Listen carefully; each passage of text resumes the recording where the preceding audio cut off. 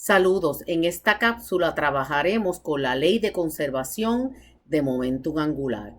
Esta es la sección 11.3. Antes de trabajar la ley de conservación de momentum lineal, quiero repasar con ustedes lo que es un estado de equilibrio para física.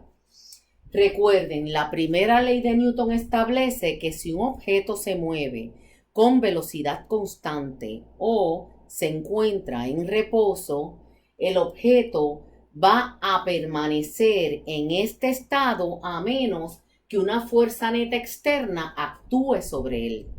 Por lo tanto, para Newton, el estado de equilibrio representa que la suma de todas las fuerzas externas al sistema es cero. Recuerden además la segunda ley de Newton, que decía que la fuerza neta es igual a la primera derivada del momentum con respecto al tiempo. Por lo tanto, si el objeto se encuentra en equilibrio, donde la fuerza neta es igual a cero, entonces la razón de cambio del momentum con respecto al tiempo es cero, y esto implica que el momentum se mantiene constante. Por lo tanto, para que aplique la ley de conservación de momentum lineal, debe cumplirse que la fuerza neta sea cero. Ahora, vamos a analizar el estado equivalente en el movimiento rotacional. Suponga que tengo una esfera conectada a una soga y ella da vueltas en un círculo horizontal. Ahora asuma que la esfera se mueve con una velocidad angular constante. En este caso, entonces, la aceleración angular de la esfera también sería cero en una situación equivalente a la lineal.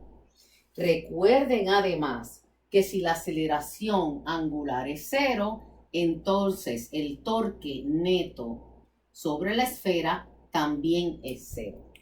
Por otro lado, la segunda ley de Newton rotacional establece que el torque neto sobre un objeto que rota es igual a la primera derivada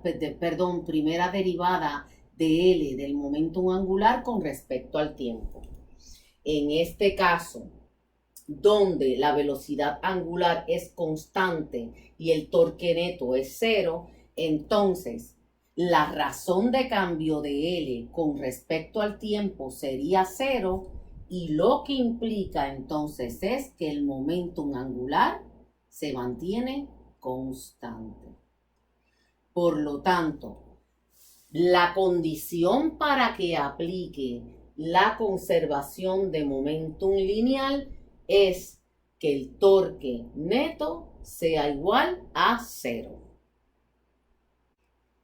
Vamos a profundizar un poco sobre el estado de equilibrio de un objeto que está rotando, que ya sabemos que el equilibrio ocurre cuando omega, que es la velocidad angular, se mantiene constante. Si yo dibujo aquí la velocidad tangencial de la esfera, sería en esta dirección. Recuerden que en este caso sencillo, la velocidad tangencial se encuentra perpendicular al radio. Recuerden además que la definición del momentum angular de esa partícula era P seno de Z por R, donde P es el momentum lineal. Noten primero, el momentum lineal P de la partícula dando vueltas en este círculo no es constante.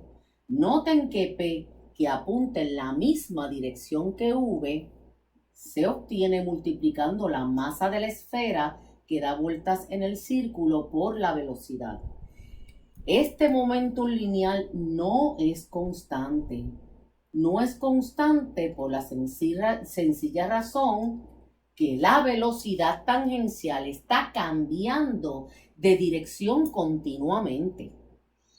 Y ese cambio de dirección continuo, ya nosotros habíamos visto anteriormente que produce una aceleración que se llama aceleración centrípeta. Así que este objeto que se mueve con velocidad angular constante tiene una aceleración centrípeta. Sin embargo, el momentum angular sí se conserva, sí se mantiene constante. Analicemos la ecuación. Noten que en esta L, la magnitud de L se mantiene constante porque la magnitud de P no varía. Lo que está variando del momento lineal es su dirección. Recuerden que la dirección de P apunta en la misma dirección que V. Regresando. P, su magnitud se mantiene constante. ¿Ok? Lo que varía de P es la dirección. Z. Z es el ángulo más pequeño entre P y R. A medida que da vueltas en un círculo la esfera, el ángulo entre P y R no varía. Así que la posición de P relativa a R se mantiene constante. Así que este es constante, Z es constante y finalmente R. La magnitud de R, del vector R, es el radio del círculo que también se mantiene constante. Así que en este caso se llama equilibrio rotacional porque la magnitud del momentum angular no varía. Ahora, revisemos la dirección, porque sabemos que el momentum angular es un vector. Y cuando un vector no varía, no debe cambiar su magnitud y tampoco debe variar su dirección. Noten que en este caso, la esfera está dando vueltas y gira en contra de las manecillas del reloj. Por lo tanto, gira en dirección positiva. En todo momento, la dirección de L, que es perpendicular al plano que contiene R y P, se mantiene también constante porque según la regla de la mano derecha, el momentum angular apunta en dirección positivo Z o positivo K y esa dirección no varía. Así que efectivamente, este es un ejemplo de un objeto que se encuentra en equilibrio rotacional. No varía la magnitud de su momentum angular y tampoco varía la dirección. Ahora vamos a resolver un problema de conservación de momentum angular. Suponga que tenemos un disco sólido que rota alrededor de un eje que pasa a través del centro, a través de su centro de masa. El disco rota con una velocidad angular de 10 revoluciones por segundo. Como la velocidad angular se mantiene constante, aquí aplica la ley de conservación de momentum angular porque se cumple la condición de que el torque neto es igual a 0. Ahora suponga que yo cojo una varilla y la dejo caer encima del disco. La pregunta es, ¿cuánto será la velocidad angular final del conjunto? Los datos son los siguientes. La varilla mide 1.40 metros y su masa es de 800 kilogramos. En cuanto al disco, el disco tiene una masa igual al de la varilla y un radio igual a la mitad del largo de la varilla, en otras palabras, 0.700 metros. Ahora, estas dos ecuaciones que tenemos aquí nos dan la inercia rotacional de la varilla y la inercia rotacional del disco sólido. Ambas ecuaciones se obtuvieron de la tabla del capítulo 10. Ahora, para resolver un problema de conservación de momentum angular, utilizamos el mismo procedimiento que en el caso de la conservación de momentum lineal. analizamos el sistema antes de que se suelte la varilla encima del disco y luego analizamos el sistema luego que la varilla se dejó caer o está encima del disco. Y recuerden que calculamos el momentum angular total antes y después del evento y según la ley de conservación se tiene que mantener constante. Ok, comenzamos calculando la inercia rotacional del disco solo, porque antes del evento el disco gira tranquilamente a 10 revoluciones por segundo. La inercia rotacional del disco se obtiene sustituyendo en la ecuación que obtuvimos de la tabla. Si yo sustituyo en esta ecuación la masa de 0.800 kilogramos y el radio de 0.700, obtengo una inercia rotacional de 0.196 kilogramos metro cuadrado. Ahora, vamos a calcular la inercia rotacional del disco.